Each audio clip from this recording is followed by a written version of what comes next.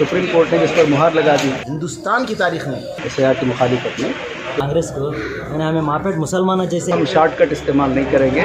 कुछ गुलाम किस्म के सियासतदान 50 पंचायत मेंबर्स में से तकरीबन 24 जो है वो ख़वातीन हैं। शर्म महसूस होती है की मुखालिफत में जब तक आप सड़कों पर नहीं उतरेंगे, चुन चुन कर कद्दावर किस्म के लीडरान को कम कर रहे हैं। आइंदा आने वाले दिनों में यही एक रास्ता है कि हम सबको एक प्लेटफॉर्म पे आकर के काम करने की ज़रूरत है। हम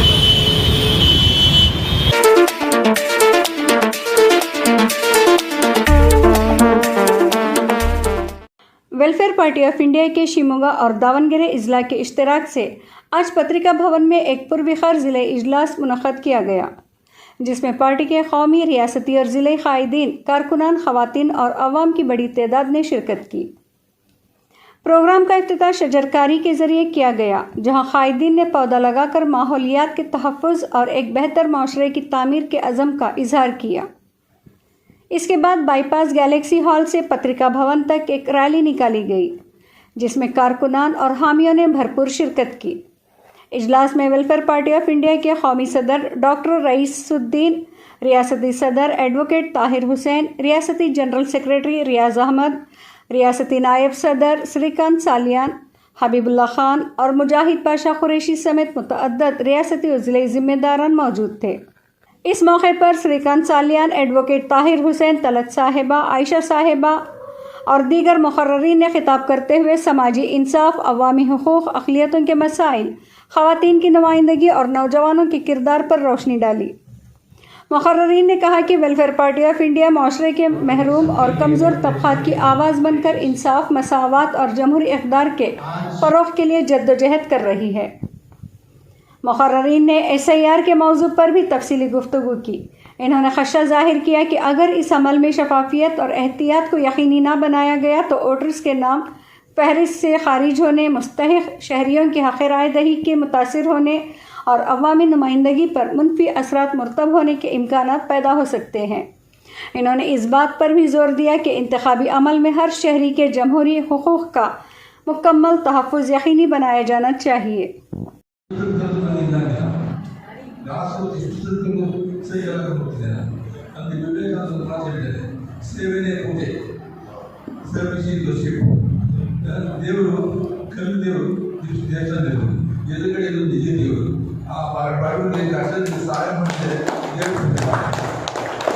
आज मुल्क के एतबार से और रियासती एतबार से ये बड़े बड़े मसाइल हैं और मसाइल को बाजू रखकर नेशनल लेवल पर एसआईआर का जो कार्रवाई हो रही है, इस पर हम अंदाज़ा लगा सकते हैं कि कितनी बड़ी मुश्किलात है, कितनी बड़ी परेशानी है। और पूरे political women's empowerment and social justice यानी सियासी बाइख्तियारात और समाजी इंसाफ,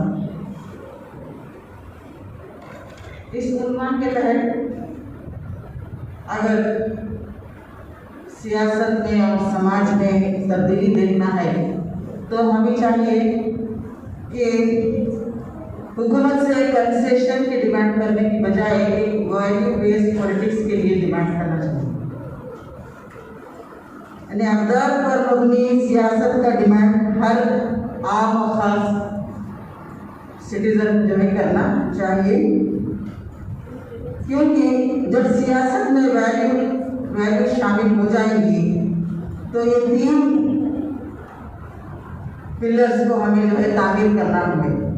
एक ये कि हक, दूसरा नुमाइंदगी, तीसरा जो है एहतराम। इसके साथ साथ इन वैल्यूज़ को भी साथ लेकर जो है पॉलिटिकल सिस्टम को तब्दील करने में जो है हमें आगे बढ़ना चाहिए। ಅವಳಿಗೆ ಅವಕಾಶ ಕೊಡಿ, ಇತಿಹಾಸವನ್ನೇ ಬದಲಿಸಿದ್ದಾಳೆ. ಮಿಷನ್ ಸಿಂಧೂರ್ನ ಲೀಡ್ ಮಾಡಿದಂತಹ ಮಹಿಳೆ, ನಾನು ಯಾವುದಕ್ಕೂ ಕಡಿಮೆಯಿಲ್ಲ ಅಂತಲೂ ಸಹ ಸಾಧನೆ ಮಾಡಿದ್ದಾಳೆ. ಸುನೀತಾ ವಿಲಿಯಮ್ಸ್ ಆಕಾಶದಲ್ಲಿ ತಿಂಗಳಾನುಗಟ್ಟಲೆ ಇದ್ದು ನಾವು ಯಾವ ಪುರುಷರಿಗೂ ಸಹ ಕಡಿಮೆ ಇಲ್ಲ ಅನ್ನೋದನ್ನು ಸಹ ತೋರಿಸಿದ್ದಾಳೆ. ಒಬ್ಬ ಸಿಂಗಲ್ ಮದರ್, ಒಂಟಿ ಮಹಿಳೆ, ಮನೆಯ ಒಳಗಡೆ ತಾಯಿಯಾಗಿ ಮನೆಯ ಹೊರಗಡೆ ತಂದೆಯಾಗಿ ಎರಡೂ ಸಹ ಜವಾಬ್ದಾರಿಯನ್ನು ನಿಭಾಯಿಸಿ ಮಕ್ಕಳ ಭವಿಷ್ಯವನ್ನು ನಿರ್ಮಿಸಿದ್ದಾಳೆ. ಅಂತಹ ಮಹಿಳೆ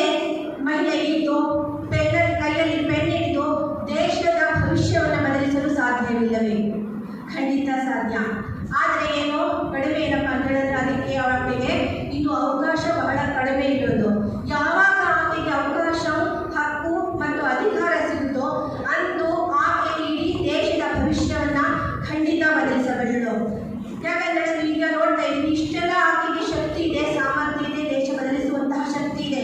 ಆದರೂ ಸಹ ನಾವು ಇಂದು ಜಗತ್ತಿನೆಲ್ಲೆಡೆ ಒಂದು ಕಡೆ ನೋಡಿದ್ರೆ ಕೇವಲ ಎಲ್ಲ ಸಂಸತ್ತುಗಳಲ್ಲಿ 25% ಮಾತ್ರ ಸಂಸತ್ತಿನಲ್ಲಿ ಮಹಿಳೆಯರಿದ್ದಾರೆ. ಇಡೀ ದೇಶದಲ್ಲಿ ನಾವು ನೋಡಿದ್ರೆ ಕೇವಲ 15% ಮಹಿಳೆಯರಿದ್ದಾರೆ. ಈಗ ನಾರಿ ಶಕ್ತಿ ವಂದನ್ ಅಂದರೆ ಮಹಿಳಾ ಮೀಸಲಾತಿ ಕಾಯ್ದೆ 2023 ಪ್ರಕಾರ 33% ಸಿಕ್ಕಿದೆ. ಅದು ಕೇವಲ ಪುಸ್ತಕದಲ್ಲಿ ಮಾತ್ರ ಇಲ್ಲದೆ ಕಾರ್ಯರೂಪಕ್ಕೆ ಬಂದಾಗ ಖಂಡಿತ ನಮ್ಮ ರಾಷ್ಟ್ರದಲ್ಲಿ ಒಂದು ಹೊಸ ಯುಗ ಖಂಡಿತ ಪ್ರಾರಂಭವಾಗುತ್ತೆ. समाजी इंसाफ के लिए सियासी इस्तेहकाम और ये मौजू बनाने के पीछे इस वक्त मुल्क में और बिलखुसूस रियासत के अंदर सियासत को लेकर के और ख़ास करके अक़लियतों की सियासत को लेकर के जो माहौल बना हुआ है, जिस तरह अक़लियतों के साथ नाइंसाफ़ियाँ की जा रही हैं, जिस तरह उनके हुकूक़ को सलब किया जा रहा है, उनके हुकूक़ को छीना जा रहा है, और उसके रिएक्शन में कम्युनिटी की जानिब से जैसा कुछ होना चाहिए था, एक पॉलिटिकली रिएक्ट जिस तरह हमको करना चाहिए था, उसमें हमें जो कमी महसूस कर रहे हैं, इन सारी चीज़ों को सामने रखते हुए वेलफेयर पार्टी ने महसूस किया कि इस वक्त पहले तो हमारे कैडर के अंदर हौसले जगाने की ज़रूरत है कि मौजूदा हालात से आपको मायूस होने की ज़रूरत नहीं है। ये एक पानी का बुलबुला है जो बहुत जल्द ही जो है फट जाएगा। आप देखिए कि इस वक्त सड़कों पर, रियासत कर्नाटक की सड़कों पर हमारे सो कॉल्ड कायदीन कुछ हुजूम लेकर के मुतालबात कर रहे हैं कि हमारे फलां साहब को फलां कुर्सी दी जाए और फलां साहब की पोजीशन को बढ़ाया जाए। मैं समझता हूँ कि मिल्लत इस्लामिया की तारीख में इससे कमज़ोर दौर शायद कभी नहीं आया कि हमारी हैसियत इस वक्त इस हाल पे आ गई है कि हम अपने हक को भीख की तरह मांगते हैं और सामने वाला बड़ी बेदर्दी के साथ हमको ठुकरा रहा है और फिर हम उसके दर पे जाकर के खड़े हो रहे हैं। और वो कौन कर रहे हैं? वो लोग, वो कौम जो अगर मुत्तहद हो जाए तो अपनी ऐसी ताकत बना सकती है कि हुकूमत की गलियारियों से हुकूमत के कारिंदे आपके कदमों में ला करके कुर्सियों को रखेंगे, आपके कदमों में ला करके आपके सामने इनाम की शक्ल में रखेंगे। वो ताकत रखने वाली कौम आज हाथ फैला रही है, तो इससे बड़ा अलमिया, इससे बड़ा अफसोस का मुकाम शायद और कुछ नहीं हो सकता।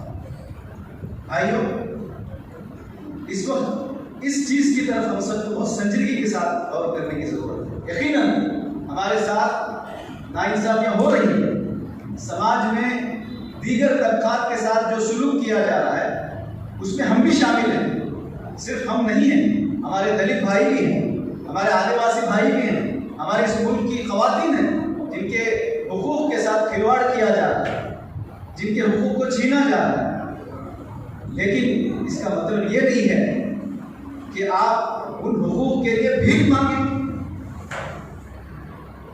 जब कोई कौम इस पोजीशन पे आ जाती है कि अपने हुकूक़ को भीख की शक्ल में मांगने लगे तो यकीन मानिए उसका ज़वाल शुरू होता है। इजलास के दौरान मुख्तलिफ इलाक़ों से ताल्लुक़ रखने वाले दर्जनों मर्द ख़वातीन ने वेलफेयर पार्टी ऑफ इंडिया की पॉलिसीज़ और नज़रियात से मुतासिर होकर पार्टी में शमूलियत इख्तियार की। पार्टी कायदीन ने नए अरकान का खैर मकदम करते हुए कहा कि इनकी शमूलियत से तंजीम मज़ीद मजबूत होगी और अवामी मसाइल के हल की जद्दोजहद को नई तवानाई मिलेगी। प्रोग्राम में ज़िला सदर शहबाज खान, मुस्तफ़ा बेग, ज़िला सेक्रेटरी मोहम्मद अयूब, एजाज़ अहमद, ख़वातीन विंग की ज़िम्मेदारान और शहर व तालुक़ा सतह के दीगर अहदेदारान भी शरीक थे। इजलास के अख्ताम पर समाजी इंसाफ, अवामी खिदमत, जमहूरी हुकूक़ के तहफ़्फ़ुज़ और अवामी मसाइल के हल के लिए मुत्तहिद होकर काम करने के अज़्म का आदा किया गया। India into a sovereign, socialist, secular, democratic republic, and to secure to all its citizens justice, liberty, equality, fraternity. In our Constitution, Assembly, this 26th day of November 1949, do hereby adopt, enact, and give to ourselves this Constitution. Thank you. आज यहाँ पे जो welfare party of India में आपकी शमूलियत हुई है, आप हजरात के तमाम सियासी पार्टियों को छोड़ के वेलफेयर पार्टी में ही आप शामिल हुए, आप इसकी ख़ास कोई वजह? ये असल में सबसे पहली बात तो हम जिस कौम से मैं बिलोंग करता हूँ वहाँ से सियासी शऊर का कोई मतलब माने ही नहीं है। हम सिर्फ भीड़ का हिस्सा होते हैं और कुछ चुनिंदा लोग हमें इस्तेमाल करके वहीं पे छोड़ देते हैं, फेंकते भी नहीं, वहीं पे छोड़ के चले जाते हैं। इंसान हमारी अहमियत आज इस कदर मतलब ख़त्म हो चुकी है, जैसा कि ऊपर जिक्र हुआ। लेकिन वेलफेयर पार्टी का जो नारा है, तालीम, अच्छी सियासत, बुनियादी हुकूकों के सिलसिले से इनके नारे से मुत्तफिक होते हुए आज जो है हम लोग इनके इस प्रोग्राम में शामिल हुए। आइंदा भी अगर इनकी सियासत का रिवाज ऐसे ही रहा तो इंशाअल्लाह हमेशा साथ रहेंगे। सियासत ही नहीं बल्कि हर उस जगह में हम लोग शामिल होंगे जहां इंसानियत की, आवाम की कदर की जाती है।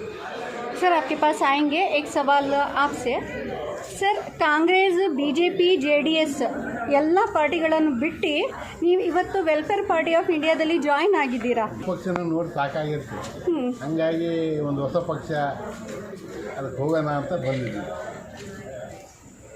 सर आप यहाँ पे ज्वाइन होने की वजह? ये पार्टी अच्छा काम करिए ना, नेक्स्ट कर बोल तो हमें आई से यानी एक उम्मीद के साथ यहाँ पे इंसानियत जो है पार्टी के अंदर, और जो है पार्टी के अंदर जो है सियासत नहीं है, यानी इंसानियत जो अपना वो हकूक़ मिलता है ना, वो हकूक़ के बारे में जो बात करें ना, सब जने तो अपने अपने राय दे, अच्छा लगा इसलिए। यानी आप एक उम्मीद के साथ कि यहाँ पे आपको आपके हुकूक़, बुनियादी हुकूक़ मिलेंगे। जी सर, वापस आपके पास आ रहे हैं हम। अभी जो रियासत में अहदों को लेके तरह की रशाकशी चल रही है, इसको आप किस नज़र से देखते हैं? ऊपर पार्टी के सदर साहब बहुत अच्छे अंदाज में बताए।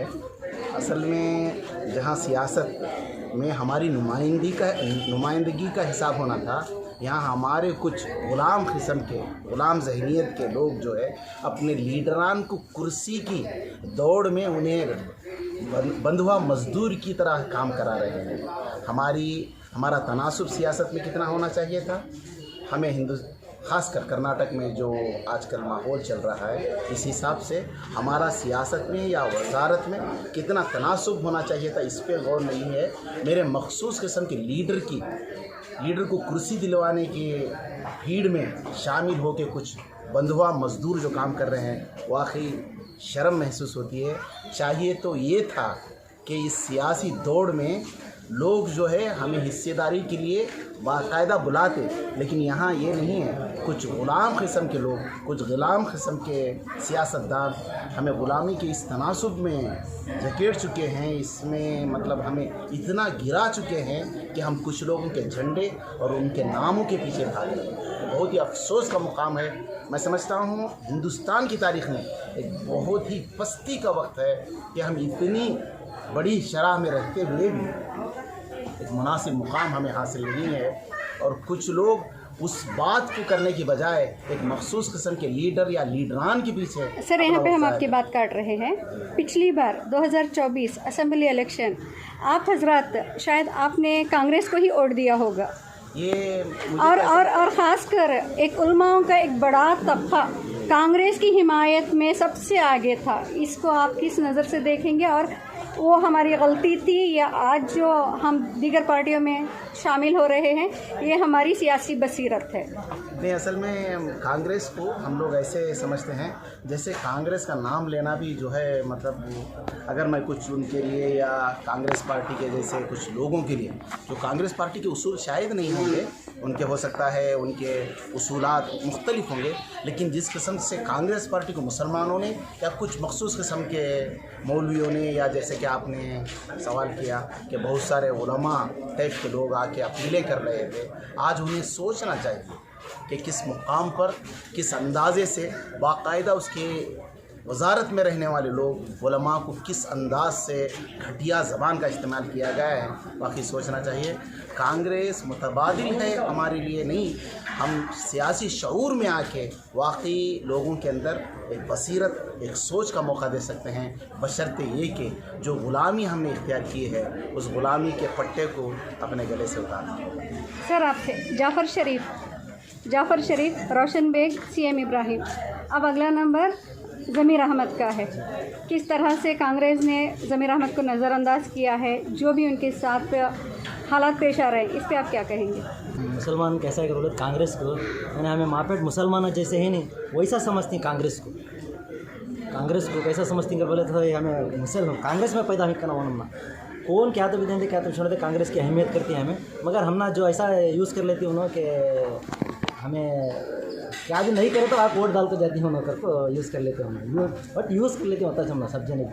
सर यही सवाल आपसे, कांग्रेस में जैसे कि आप कह रहे हैं जैसे कि जाफ़र शरीफ, जनाब रोशन बेग साहब, उसके बाद जनाब ज़मीर अहमद साहब के साथ जो सलूक हुआ है ये हर एक के साथ हो सकता है। मुसलमान आपने कहा 80% लोग 80% मुसलमान वोट नहीं देते, बल्कि 100% मुसलमान आज भी अब तक जब मैं कह रहा हूँ अब तक भी 100% मुसलमान कांग्रेस को वोट देते हैं। इसकी वाज़ेह दलील आपको आसाम में मिली, जहाँ 20 तकरीबन MLAs मुस्लिम मुंतखब हुए, वो सारे के सारे कांग्रेस पार्टी में मुस्लिम हैं। और कुछ लोग तो ये तक कहने लगे कांग्रेस नहीं है, आसाम के लिए कांग्रेस मुस्लिम लीग है।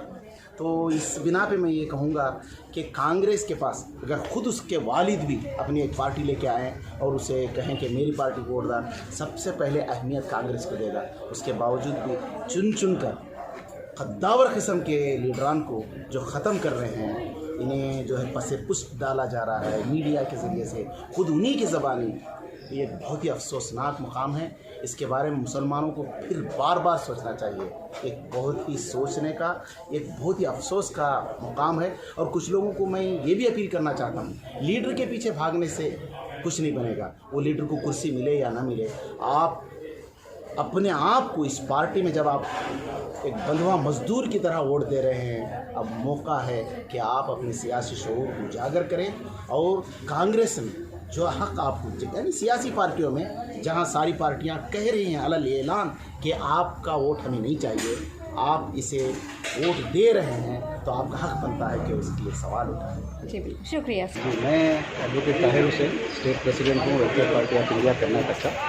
आज यहाँ शिमोगा में डिस्ट्रिक्ट कॉन्फ्रेंस के इनेकाद के सिलसिले में SIR के ताल्लुक से आपने जो कुछ भी कहा, NRC और SIR में ज़्यादा फ़र्क तो नहीं है, दोनों एक ही हैं। बावजूद NRC के लिए मुखालिफत चल रही थी मुल्क भर में, आज वही SIR के लिए कहीं ना कहीं हिमायत हो रही है। क्या आपको नहीं लगता कि इसकी मुखालिफत पुरज़ोर अंदाज में कौमी सतह पे होनी चाहिए थी? ये बिल्कुल होनी चाहिए थी, लेकिन इसमें जो चीज़ आड़े आ रही है वो ये है कि SIR को उस संजीदगी से नहीं लिया गया जिस तरह CNRC में मामला हुआ था।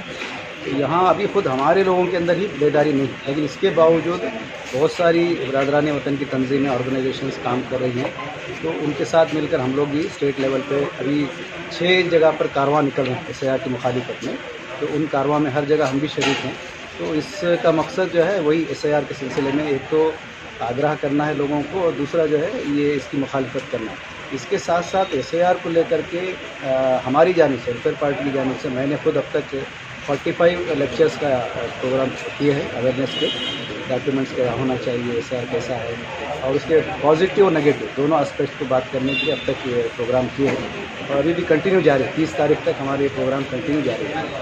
इसकी मुखालिफत के ताल्लुक से आपके इक़दाम क्या रहेंगे आने वाले दिनों में? देखिए, मुखालिफत ये है कि अभी जो 6 रियासतों में जो SIR हुआ है उसमें 6.5 करोड़ लोगों के नाम कटे और हमारा ये अंदाज़ा है कि बाकिया 22 रियासतों में जो SIR होगा उसमें करीबन 15 करोड़ के करीब लोगों के नाम कट सकते हैं।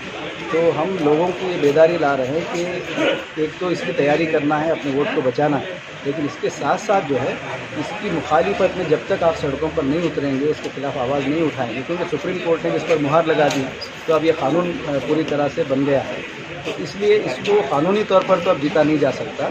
अब इसकी एक ही वाहिद रास्ता बचा हुआ, वो ये है कि अवाम सड़कों पर आएँ और अपने इस बुनियादी हक़ के लिए आवाज़ उठाएँ। और इसके लिए हम बेदारी ला रहे हैं, हर डिस्ट्रिक्ट में हम इस सिलसिले में प्रोग्राम भी कर रहे हैं और लोगों को बेदार करने की कोशिश कर रहे हैं। सर पार्टी लेकिन इसकी कारकर्दगी बहुत धीमी नज़र आ रही है, इसकी क्या वजूहात हैं? देखिए, वेलफेयर पार्टी ऑफ इंडिया ये 2011 में फाउंडेशन का अमल में आया और उस वक्त से लेकर मुसलसल हम काम कर रहे हैं। अभी नॉर्थ कर्नाटक में हमारे ग्राम पंचायत मेंबर भी हैं जीते हुए, जो लोगों के दरमियान काम कर रहे हैं, काउंसलर्स हैं जीते हुए, वो काम कर रहे हैं। इसकी रफ्तार सुस्त होने की वजह यह है कि हम जिस आइडियोलॉजी की बात कर रहे हैं वो है वैल्यू बेस्ड पॉलिटिक्स की। तो लोगों को लगता है कि आज के दौर में अक़दार के साथ, अखलाक के साथ सियासत नहीं हो सकती। लोग इसको बिल्कुल अपोज डायरेक्शन समझते हैं, लेकिन हम पुरुमीद हैं कि भले ही हमारी रफ्तार सुस्त हो लेकिन स्टेबल है। हम शॉर्टकट इस्तेमाल नहीं करेंगे, हम इंतज़ार करेंगे, लोगों को उनकी शऊर की बेदारी का इंतज़ार करेंगे और धीरे धीरे इंशाअल्लाह हमको उम्मीद है कि लोग इस कॉन्सेप्ट को समझेंगे कि ये जो करप्ट सियासी निज़ाम है इसका तोड़ यही है कि आपको यहाँ इस मुल्क के अंदर अक़दार और अखलाक पर मबनी सियासत ही आपको लाना है। तो इसमें देर लगेगी लेकिन अंधेर नहीं है।